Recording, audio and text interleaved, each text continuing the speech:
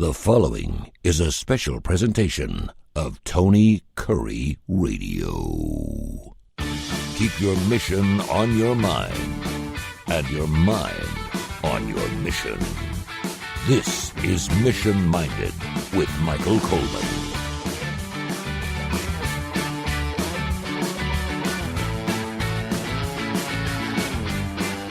I believe we're ready to go. Our third installment of Mission Minded. Keep your mind, your mission, your mind. A brand new show here on terrestrial radio. Like, what's terrestrial radio? That is the big stick known as 101.1 The Truth. I am Tony Kurre along with Michael Coleman. He's my good, dear friend.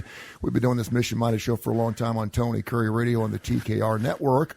We decided it just wasn't big enough. So we wanted to get the biggest stick at the best time of the day, and we did that with 101.1 The Truth. Go to missionmindedradio@gmail.com, missionmindedradio@gmail.com if you have any comments or any information you want to send along today. And, of course, we're going through the week of gratitude. Michael, how are you, my friend? What's going on? It has been an incredible day of gratitude. We have a lot to get into today. Yeah, I'm really looking forward to tapping into the idea of gratitude in ways that we hadn't yet touched on, from being a business, how it affects your business and your workplace, which is kind of the heart of what we do, to just really some fascinating research of how gratitude ultimately rewires your brain. Yeah. And it goes much deeper than I ever even understood. We're going to get into how gratitude at work can strengthen your workplace culture. We'll get to that here before the top of the hour. We're on from 5 to 6 Monday through Friday here on 101.1. Of course, your phone call is always welcome to 941-1011, 941-1011,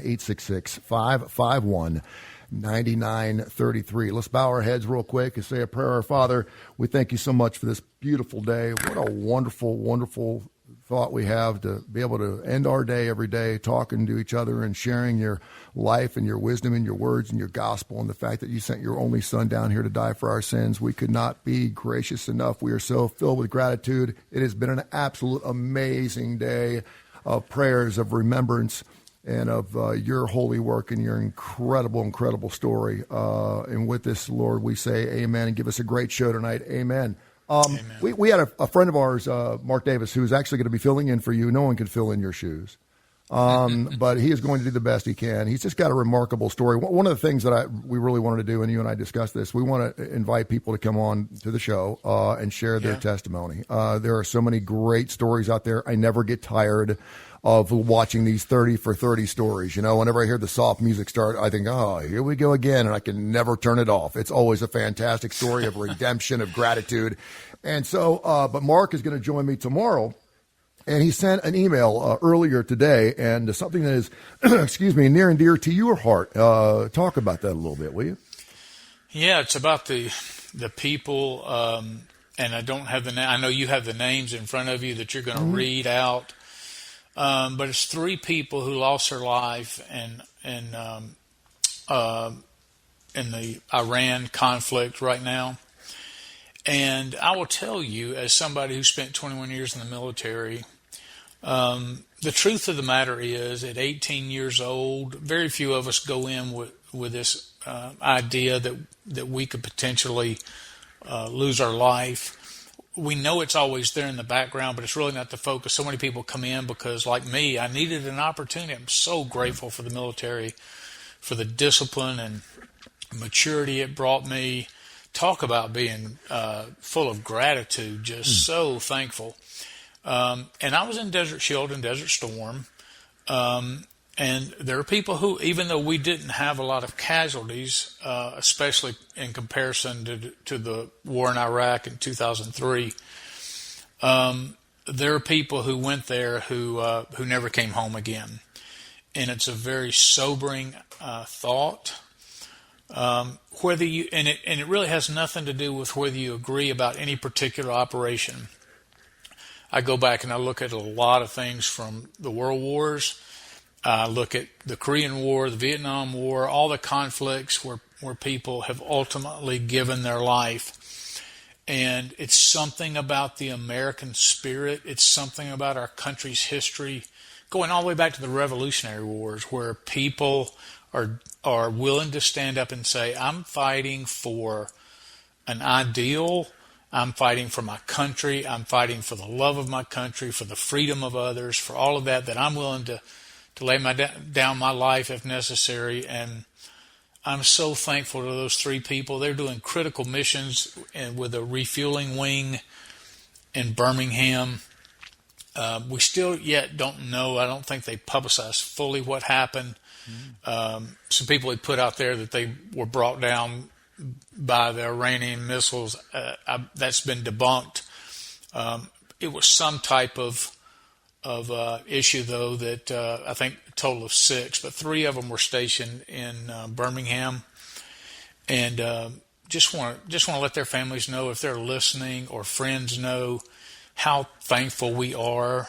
They made the ultimate sacrifice, but my heart just hurts for their family and people whose lives are impacted. I hope they know that they are helping to rescue a lot of people who have been bound in essence, an oppressive system, and gave their life to give others freedom. Yeah, the thing that I always think of too is we're purely a volunteer army, and I always think about there's many countries, probably the majority of countries, where when you're born a boy, you're going to serve for your country in some form or fashion. Yeah. In the United States, we don't have to do that. We still have to, at the age of 18, you still have to go fill out your draft card. You still have to do those things, and thank goodness it appears that we may not have to use that again. But the fact that people that want to fight and want to put their lives in the line for this country is just amazing. We couldn't be grateful enough. The email goes as this: as you are well aware, 3 airmen from our community paid the ultimate sacrifice on March 12, 2026, supporting Operation Epic Fury. All 3 airmen were assigned to the 99th Air Refueling Squadron located at the 117th Air Refueling Wing in Birmingham, Alabama. One of our core values in the Air Force is service before self, and our heroes did just that. So as a community, it is our turn to remember and honor them. Today, earlier, 12 o'clock, their dignified transfer flight will be arriving at the Dover Air Force Base. I'd like to ask that at 12 o'clock you pause for a moment in silence as they are reunited with your families. We did that today. We actually took a moment of silence on the Tony Kurre Radio as well. It is said that when a military service member dies, the member dies 2 deaths. The first is when they take their last breath. The second is when they are forgotten.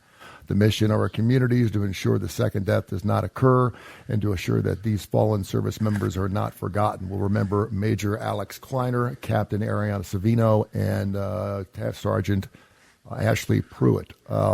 So, yes, we do. It's amazing. When I came on the radio here in '88, I just got an opportunity to do some amazing things. God placed me in so many wonderful positions.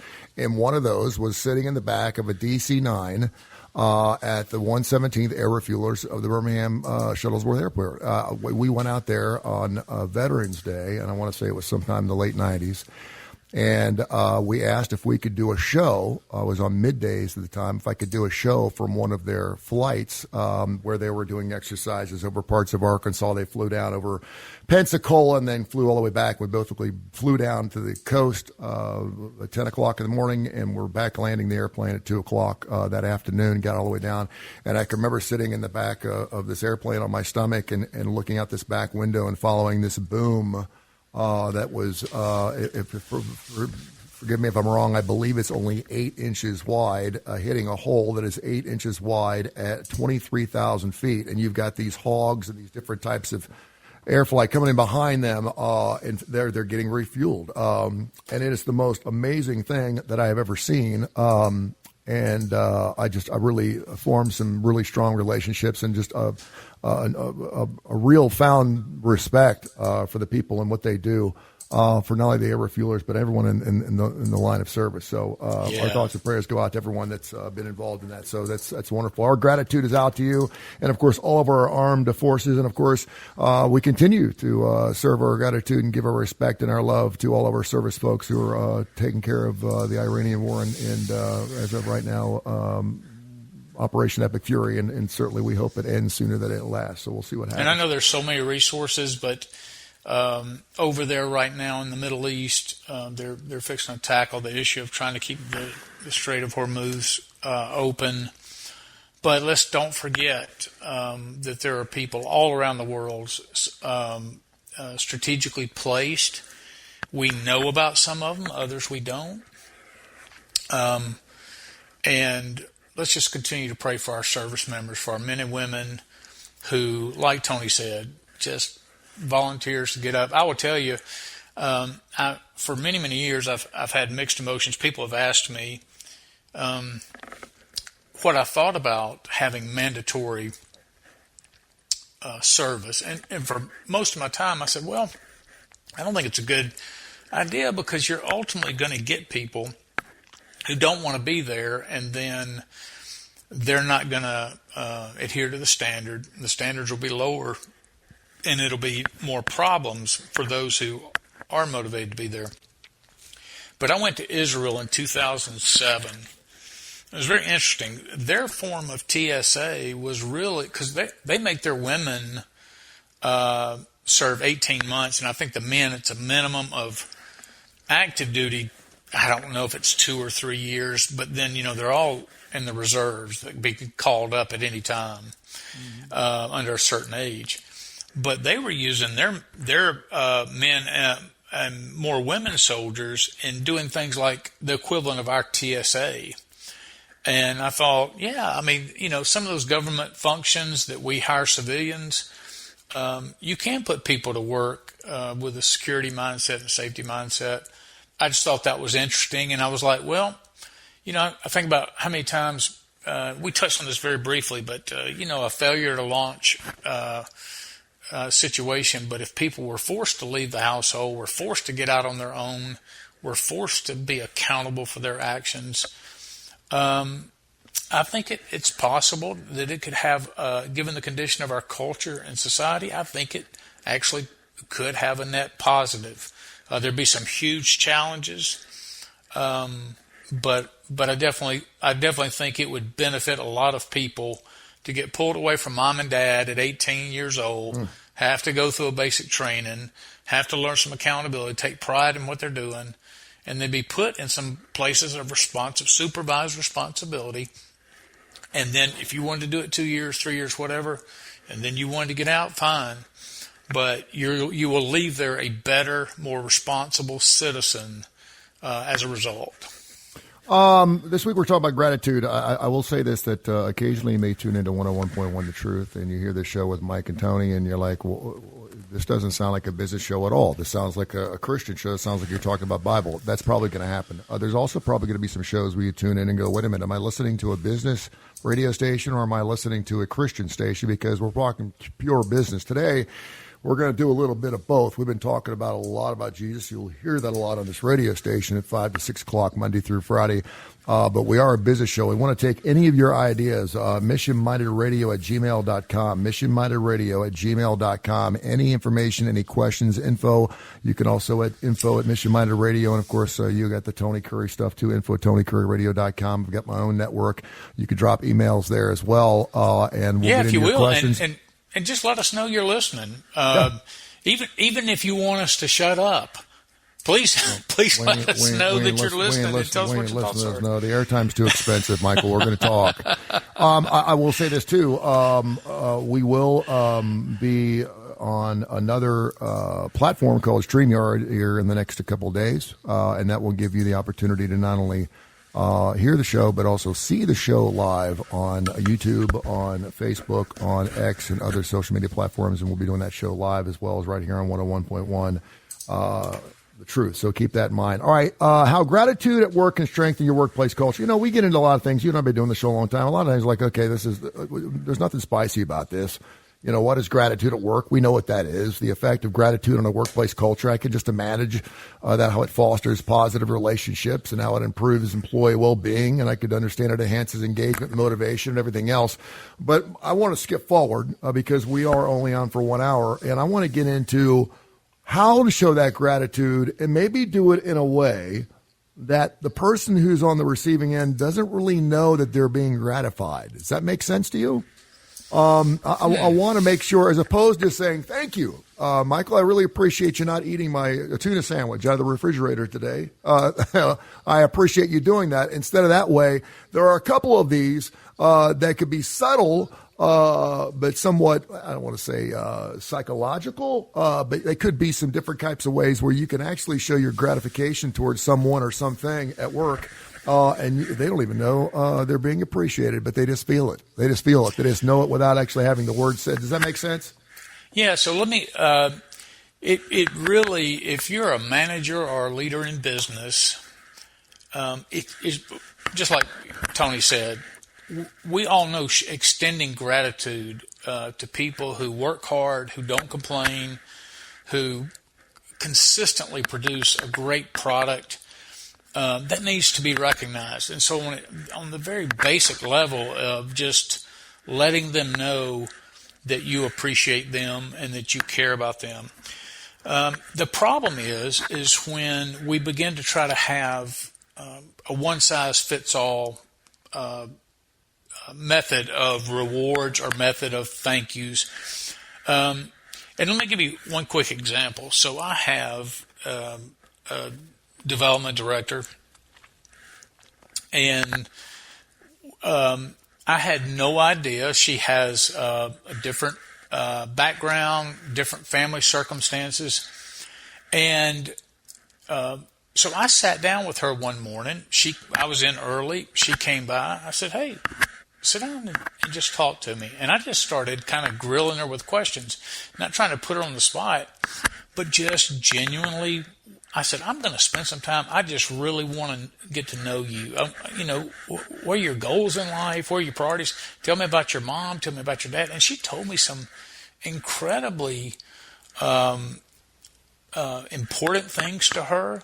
Some of those things painful about her childhood. But the fact that I listened to her, now some people would look at that and go, "I don't want you asking me about my childhood." Well, obviously it wasn't a pressure situation, but what I was trying to do was set aside my work, set aside the list and say, "Hey, tell me about you."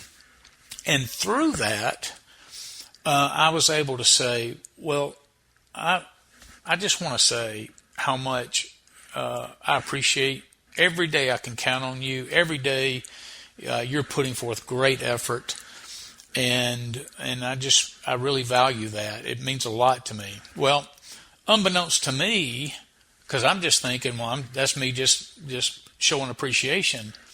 I mean, she became emotional because, from her perspective, that was something she deeply needed to hear, and what I didn't fully appreciate, I think, was how much she needed that time.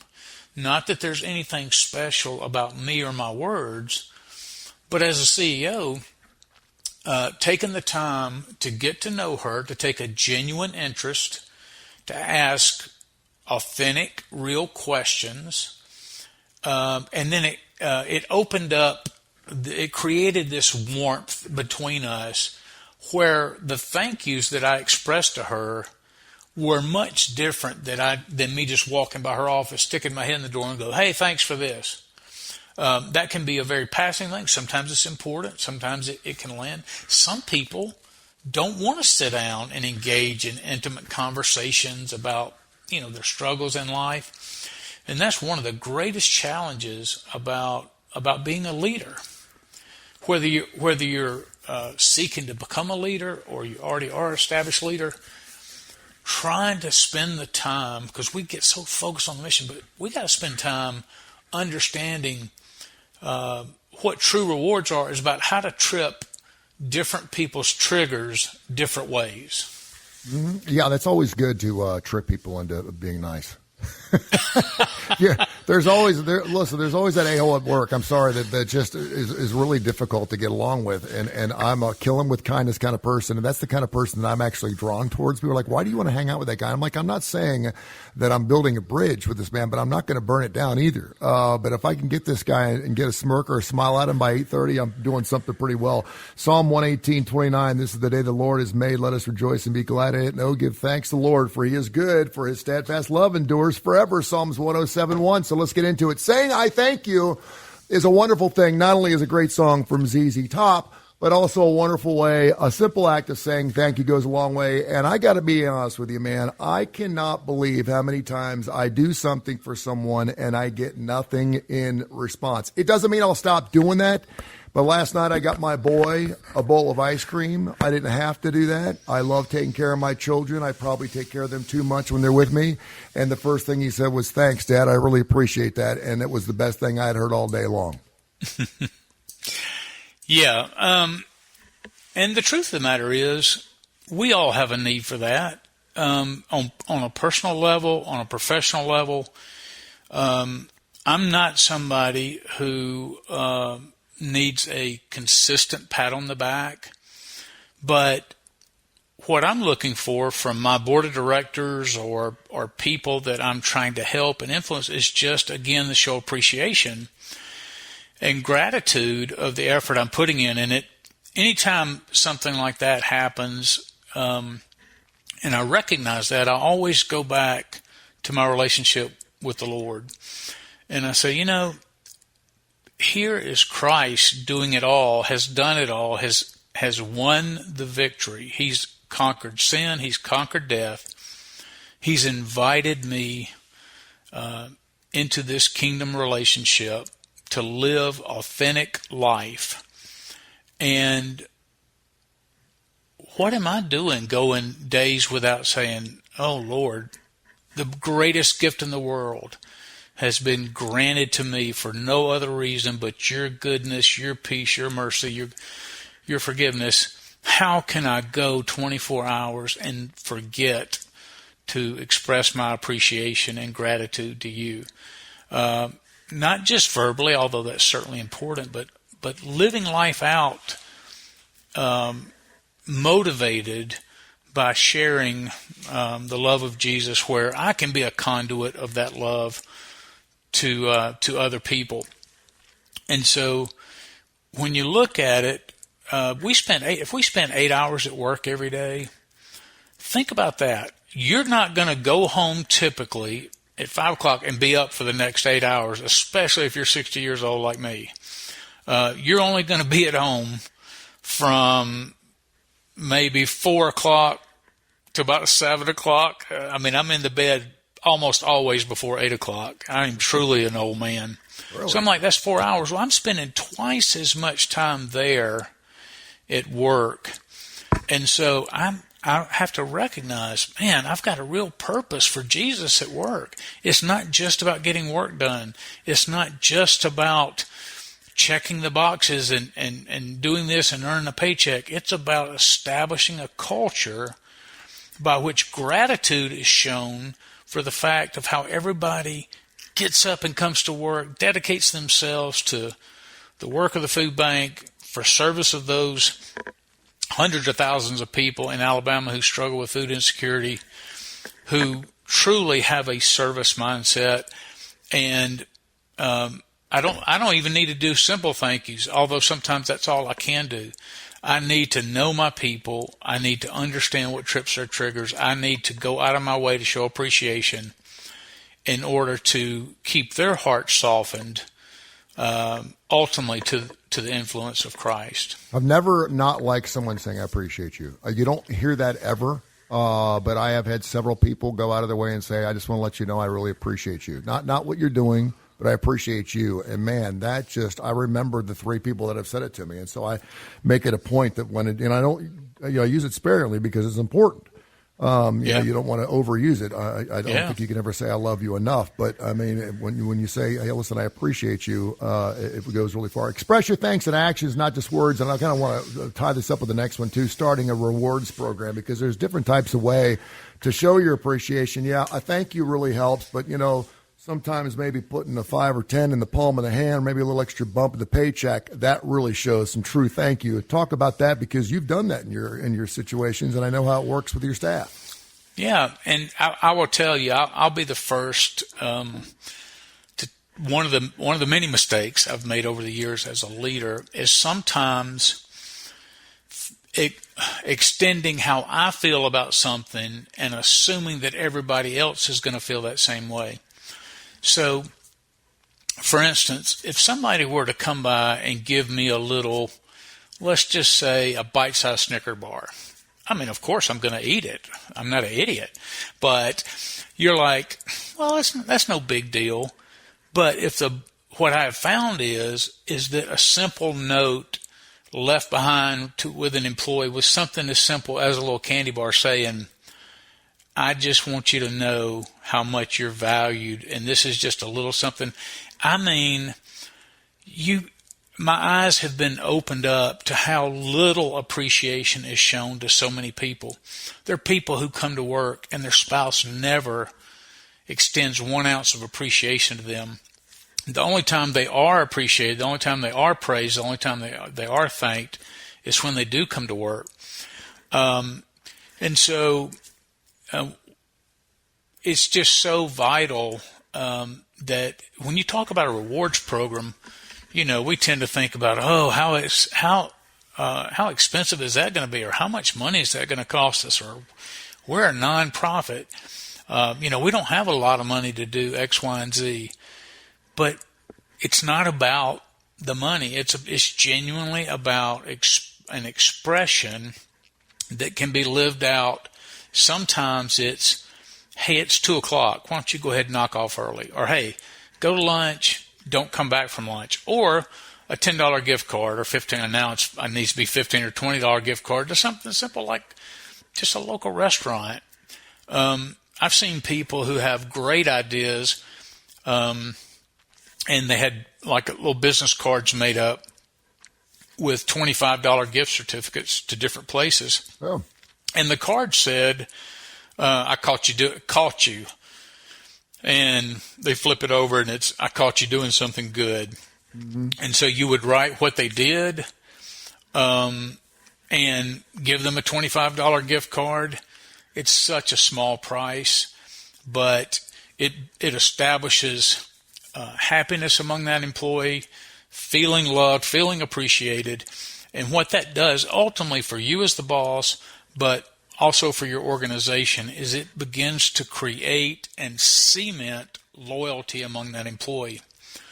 I've seen so many times an employee say, I'm leaving the first time I can get somebody to pay me a little more money. But I've also seen people who say, I love my job. I love the people I work with. I'm appreciated. I'm valued. I'm given real responsibility. I have a purpose. And I'm not saying there's no price, but nobody's going to lure me away for $2,500 because I find my purpose at this place. And so you can actually save your business money by less turnover. You can have a happier workforce. You can really have an environment of people who joyfully come together every day. And that's the kind of where people are just open to what you have to say, and that kind of culture, boy, you can really see the word of Christ thrive in an environment like that. No, that's good stuff. Alabama State Troopers, as a matter of fact, over the next 4 days, we'll be pulling people over on the highways and byways of Alabama, giving out gift cards if you're wearing your seatbelt, which I thought was kind of interesting. A lot of people don't like to be pulled over by a state trooper. I'm one of those. But if you're wearing your belt, perhaps you'll be getting a gift card to Buffalo Wild Wings or something just for strapping it up. So that's pretty good stuff. Implementing a staff nomination process. I'm gonna nix on this only because I've seen this blow up. We had a former GM. His name was Bill Thomas. I like Bill. I know Bill real well. When I started this business, I was in contact with him a lot, and he used to do this email that came out every Monday. It was kind of like a staff letter, right? Right. And it had the company at the top, and it had his name below it, and it was all written out, and it had pictures, and it looked like almost like a blog. And what he would do would ask people throughout the week to nominate people and or talk about people in our building or in our office or in our industry that were doing things that need to be recognized that no one knew about, because there are some people that work really, really hard, and quite frankly, they don't want to be recognized for it, which is fine. But it could have been buying someone lunch. It could have been picking up a tab. It could have been, maybe hey, this radio personality went out and closed a deal for me. They didn't have to go, but they showed up and they got the deal done. It could have been anything in that particular. Maybe it was working late. Maybe it was doing something free. We used to have to work free, Michael. When we had city stages and we had turkey expos and World of Wheels. You were Yeah. told, hey, you're working Saturday from 10 to 6. It wasn't one of Yeah. those things, hey, would you mind coming down and standing at the booth for 8 hours and handing out stickers? No, you were told you're going to show, and you loved it. You did it. And that's what radio people did. But implementing a staff nomination process, I saw how this worked, and it was cool. It was fun. But it also kind of backfired on some people because there were some people that were really doing fine work but weren't recognized for it. And you could almost tell they were looking for their name in that email, but there just wasn't anything there. So you have to be careful how you do this. Yeah. Well, I found some interesting information out today. So I'm very blessed. I only have one sibling. She's in the area. Actually lives at Lake Martin, but works down here in Prattville. She's a licensed counselor, and so on Wednesdays sometimes we get to go to lunch. And we went today, and I was telling her about the show. I said, we're really talking about gratitude and thanksgiving, both to God and other people, all of that. And I said, we've even talked about the brain. And she says, well, do you know what the amygdala? I'm saying it wrong. Amygdala. You said it right 50 times before we started. I know it. So it's Amygdala, the amygdala. Yeah. And I said, well, I think I've heard of the amygdala, but I'm not really sure what it does. And she said it's about the size of an almond, deep within the brain, and it controls the fight or flight response. And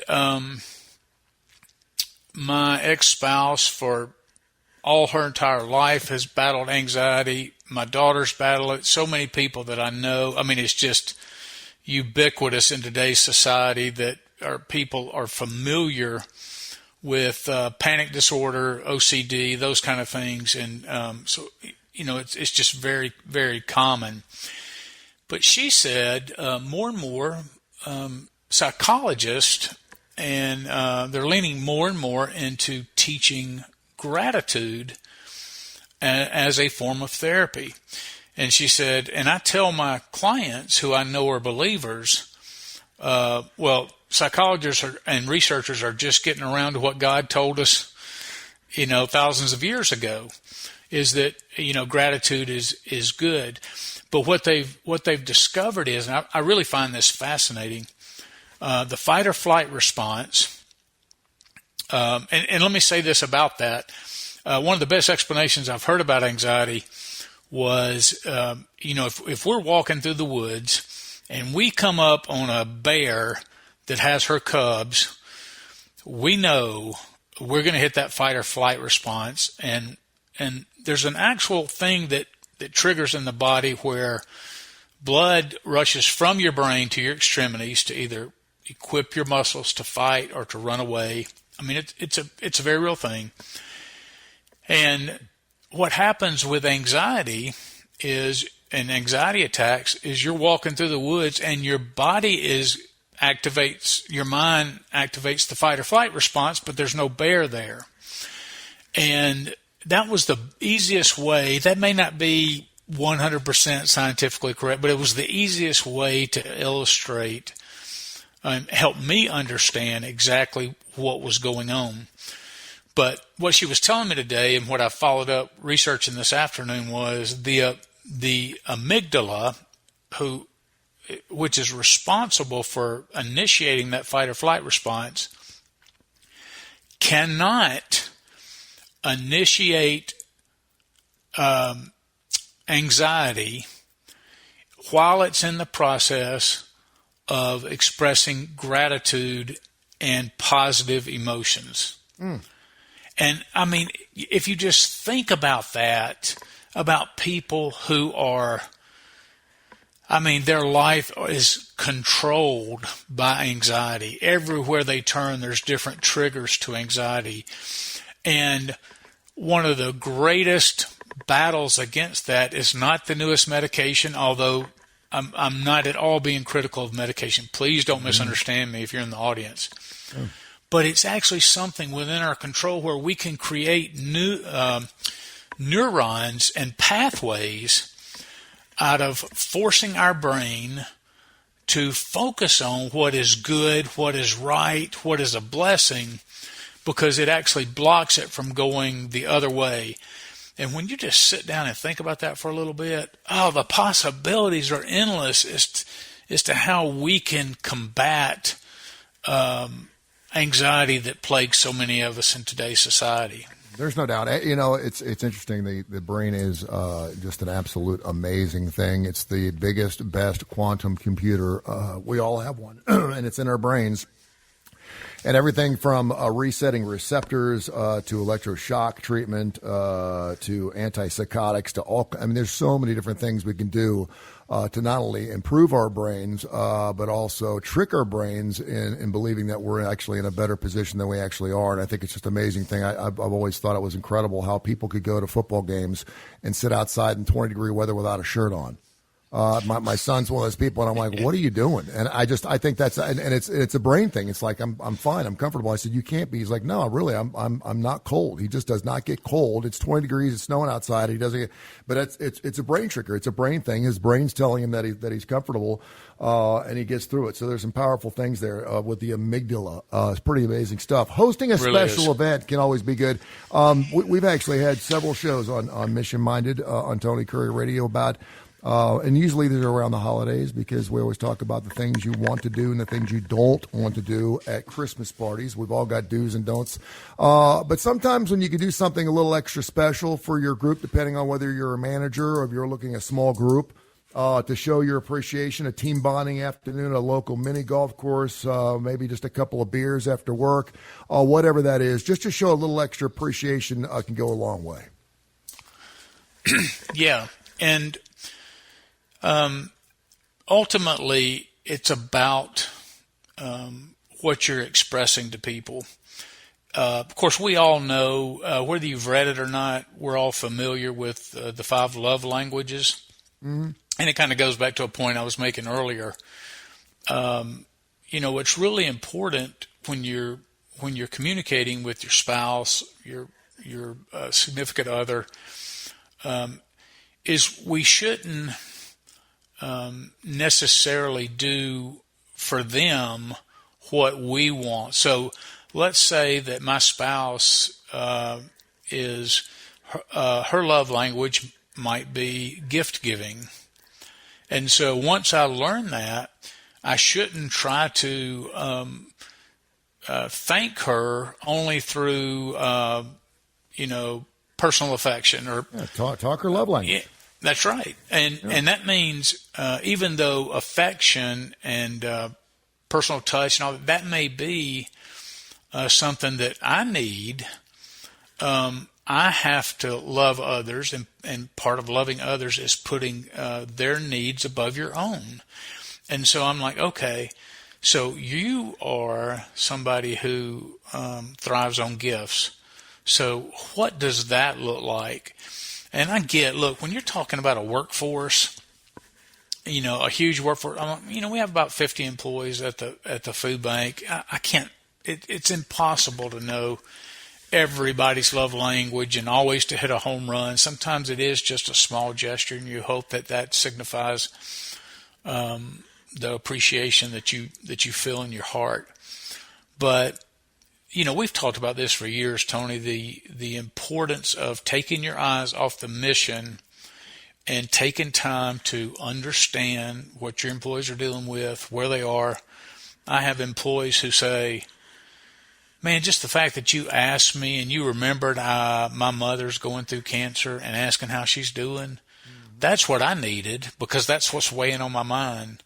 Other people who said, you know what, that $50 little thank you for being, that filled up a tank of gas for me. That really got me over this week.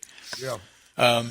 There is just so many things, but it just doesn't come naturally to put aside our priorities and make expressing gratitude at work to our employees.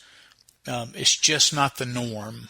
Well, and it should be. I mean, it shouldn't be that hard. As a believer, as a believer, it's really an indictment because regardless of we're a boss at work or at home or anybody we interact with at church, are just our neighbor, we should be finding the good in people and talking about that, quick to praise, slow to criticize. And I don't want people, again, to misunderstand me, because I'm somebody who very much is a disciplinarian, and I have high expectations of employees. So I'm not talking about just, hey, let's just walk around kumbaya, and that's not what I'm talking about. But I'm talking about our mission first and foremost is the glorification, the praising of Jesus Christ. And one of the most incredible ways we do that is not have the constant pity party that the world has, the focus on the constant negative, but focus on Jesus and his blessings. It changes the world. The one thing we can, the one thing that I was going to get into too is, and we've certainly been talking short-term stuff, but the long-term measures to show gratitude could be really, and I really think, and we've done shows on this too, post-COVID. COVID was an eye-opener. It was the bright light that was put on all of us, and it really exposed us for not only a lot of things we were doing wrong, but also exposing a lot of things that were opportunities to make us right. And one of those things was our workplace. We still have not come back 100% full force back to the workforce. I know a lot of people that are still working remotely because, quite frankly, they're doing better than they were when they were actually working in a cubicle. A lot of people would say, listen, they don't do squat when they work at home because they had to keep track of them, make sure they're checking in every hour, and make sure they're not playing golf or going out with their buddies and having drinks during their lunch hour or whatever, blah, blah, blah, blah, blah. But this was a true thing, and you saw this as well because you were the boss man.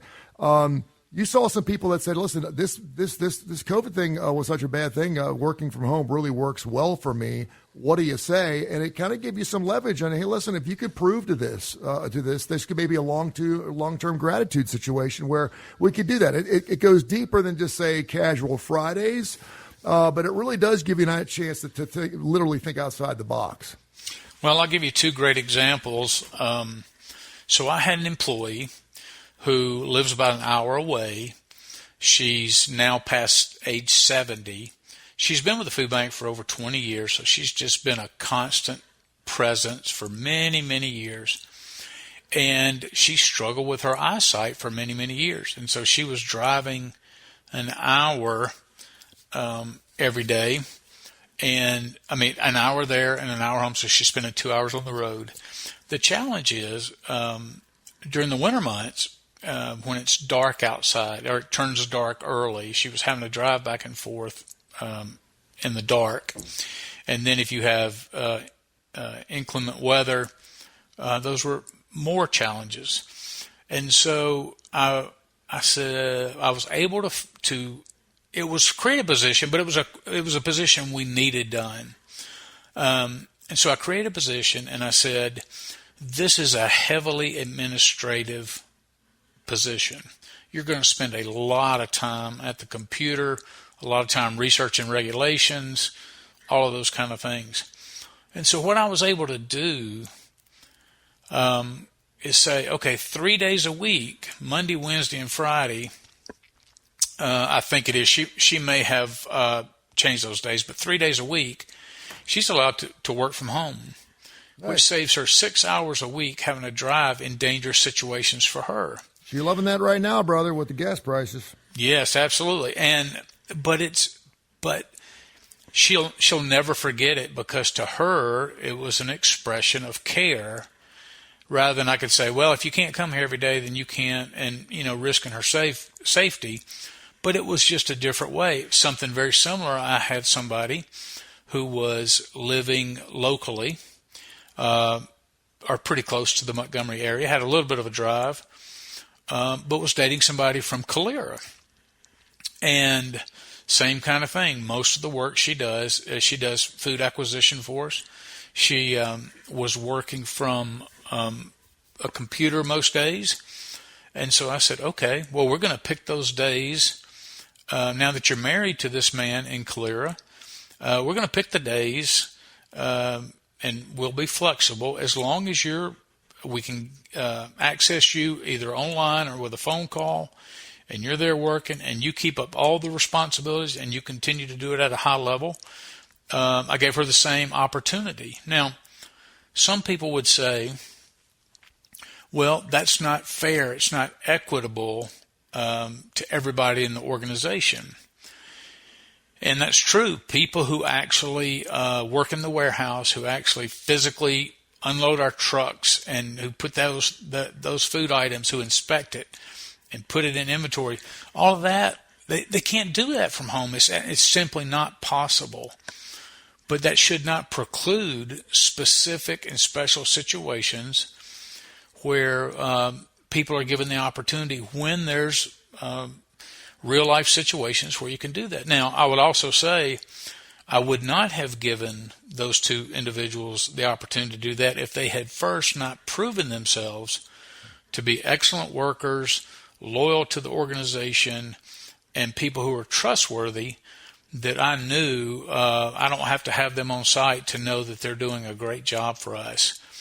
And so it's just a different way to look at it, where you're providing opportunities as a method of reward to those employees who deserve that recognition.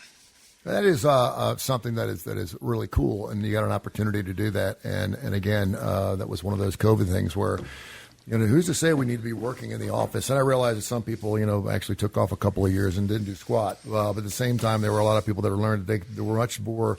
Listen, we always talk about the workplace and how it's better to have, be extroverted, and that if you're introverted, but there's special jobs for people like that can sit back in human resources or sit in the back and they don't want to be bothered. I certainly understand that, but that really did open our eyes to give us an opportunity to do good things. So that's another way we can do that. Recognizing employee personal milestones, I think, is always good. I remember I was recognized for my 30th year of service. 30 Man, years. You're old. 30 years of service at Cumulus Radio. And I guess it was about 3 months later that I was also recognized with a sheriff's deputy walking me out of the building. I was going to say, did you get to take your bronze statue with you, or did they leave it there on the facility? I got this really nice email from the CEO of her company, and that she wanted to thank me for walking in on the doorsteps of what was at the time Dick Broadcasting back in 1988, and that I had been with them for a long period of time, and that I had generated millions and millions of dollars of not only opportunities but also cash for their pockets.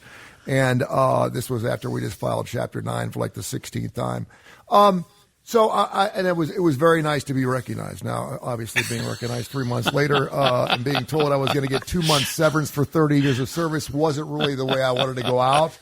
But I wouldn't be doing Mission Minded with Michael Coleman on 101.1 The Truth right now if I had done that as well. So there's that silver lining in the dark cloud. Exactly, and I'll always find it, my friend. It's funny because right now there are probably a lot of bosses listening that want to do these things for their workforce. But maybe they just don't have the reason to.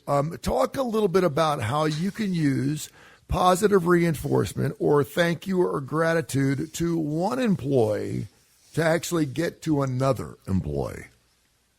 And have you ever done that before? Yeah, actually I have. So if you look around, your employees, and you can't find people who are doing something good, you've got a much deeper problem on your hands than recognition and extending appreciation. You've got some real issues. So we're going to say that doesn't happen. But usually, no matter if you've got some real challenges, and look, I've had some incredibly difficult workforce challenges with employees. So I know that can be incredible headaches, but I look at the recognition as is part of development and really part of future reduction in problems.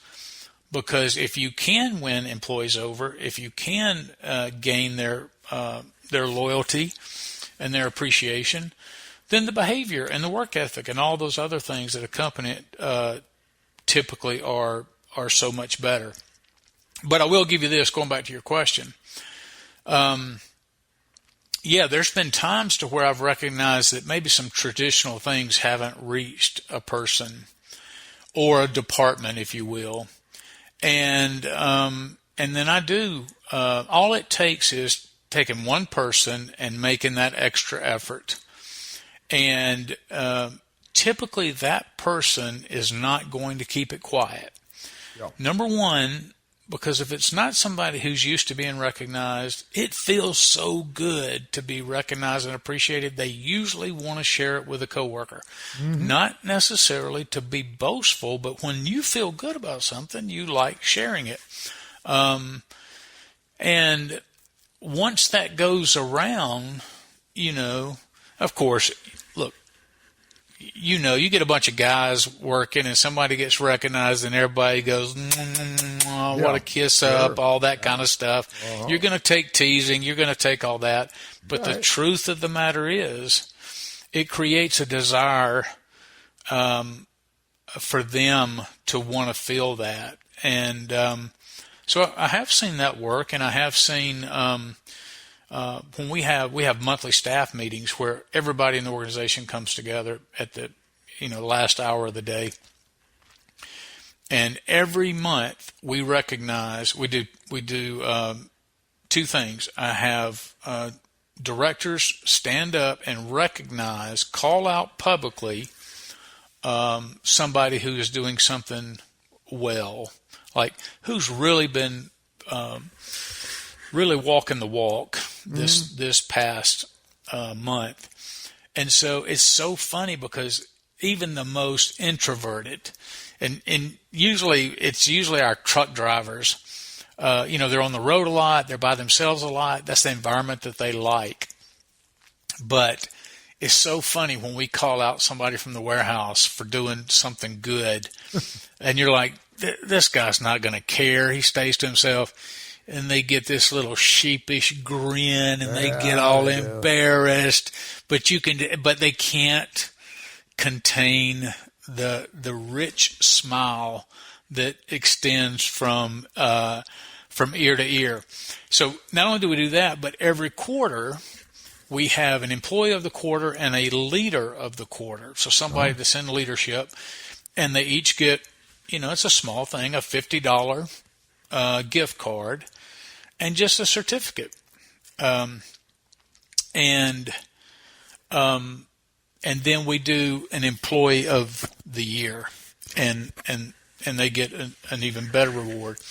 And so it's ingrained now in our culture that if you're doing something, if you're coming to work every day, if you're putting forth genuine effort, now, if you're somebody who's on the phone all the time, if you're somebody who's like, man, you can't do an 8-hour shift because you're constantly got to leave all the time, you're not going to get recognized. I'm not about everybody gets a trophy. No.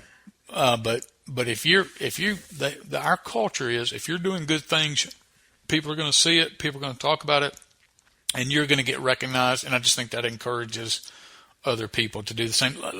I know we only have a few minutes, Tony. Yeah, and I want to mention something too before we go. This will be very brief. Talking about the impact. So for those who didn't know, I started a nonprofit called Hope Inspire Ministries that really was taking people just trapped in poverty. It's still thriving today. I left that in 2019. It's still thriving today. They do a great job. The guy who replaced me is even doing greater. But I'll never forget a young African-American gentleman, I think he was 21 years old. Every week we did a student of the week, and when they came in to apply for the program, we'd ask them, what's your favorite candy? And then if you got student of the week, you got a king size of whatever that was. And I don't even remember what the candy was. And then you get a little certificate. It's just something we would print out on colored paper, and I would sign it. And he walked in, not to me, but the director, and he told her, he said, Miss Leanne, I want you to know I'm going to keep this certificate. And she was a little taken back, like, oh, really? It's that big of a deal? She said, well, why are you going to do that? Because on the certificate it says, we love you. Congratulations, we love you. Nice. And he goes, it's the first time in my life that somebody's told me they love me. Oh, my God. And that broke my heart. Wow. And I thought, surely in our world today, somebody can't grow up in Alabama and go 21 years without ever having somebody say, I love you. That's but that piece of paper meant so much to him. It changed his life. It changed his perspective. And I just live for moments like that. That's a beautiful story. That really is. I saw a lot of beautiful stories today. I wanted to recognize Shelby County, with the Olympics going on in Italy. They do the Paralympics after the regular Olympics, and those are also on television. They're just absolutely amazing stories. And, of course, we also have the foundation here off of Lakeshore, the Lakeshore Foundation, which does wonderful, wonderful work, not only from a local level, but also from a national, international level, with people that all have all kinds of different challenges, and they have just a wonderful facility up there for their Paralympic teams. But we had our Special Olympics today, and I just wanted to recognize, first of all, the EMDs, the EMSs, the police officers, the firefighters. There must have been 300 of them out there from Shelby County. It was down at Calera High School. It was the last year that my son will actually participate because he's a senior. And there were over 2,000 special needs individuals. And I mean, you name it, from incredible bottom to the top. And it was amazing to see not only these individuals and sometimes adults, but also to see their parents, to see their caretakers, to see their teachers, to see their therapists, to see their people that work with these people that have given that. You want to talk about giving your life to something and give a life to service. You don't make a lot of money being in the therapist in the service world when it comes to special needs. It's a love, much like the military. It's something you have to really love. Oh yeah. And take under your wing, and to see what kind of love that they give these students. Oak Mountain, and I want to recognize them too. What a wonderful school district. We are so blessed that they have a very inclusive situation there at their high schools, where my son with special needs. He's got brain damage. He's legally blind. He's epileptic. He's got all kinds of issues. But, man, they treat him as typical as anyone else. He's a senior this year, just got his report card, straight A's. He's also been accepted into the inclusive post-secondary education program called Falcon Flight at the University of Montevallo, which is another wonderful program I could go hours and days on. But they do just do wonderful work. And we had a flyover today with a helicopter. It was just really neat. If you get an opportunity to ever go see something like that, man, it really puts things in perspective. Being obviously an individual with special needs has its special problems, its special things. And certainly the people that take care of these kids, they have their special problems too. To be around, a lot of people have support groups.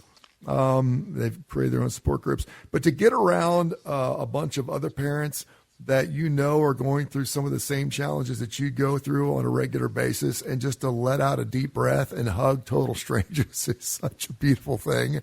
I mean, it was like finally we could all just the gates were closed, everything was locked down, no one could get out, and we let the games begin, man. And it was just so much fun.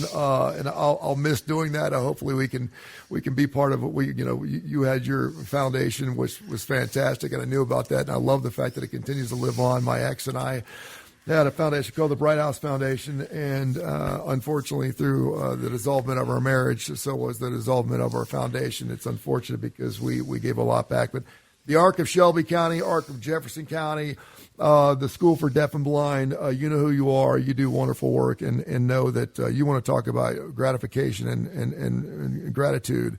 Just know that you are so much appreciated for everything you do for our kids, and to give them the opportunity, the hope that they can further on after their 12 years of school, regardless of where they're going at. But it was an amazing day, so I was just filled with gratitude. It was a beautiful thing. Yeah, I mean, we started off the show talking about the loss, but even in the loss of our great service members, so much to be thankful for. Ending the day praising the Lord for all of our blessings that are everywhere. Let's all just look at it, fight off anxiety, depression, and let's get focused on all the goodness that comes from our Lord Jesus. Yes, sir. I will talk to you at 5 o'clock tomorrow night, 941-941-1011. Again, missionmiderradio@gmail.com. Missionmiderradio@gmail.com. If you have any comments or any questions, please send them along. We'll get them to them at 5 o'clock on a Thursday edition tomorrow right here at 101.1 The Truth.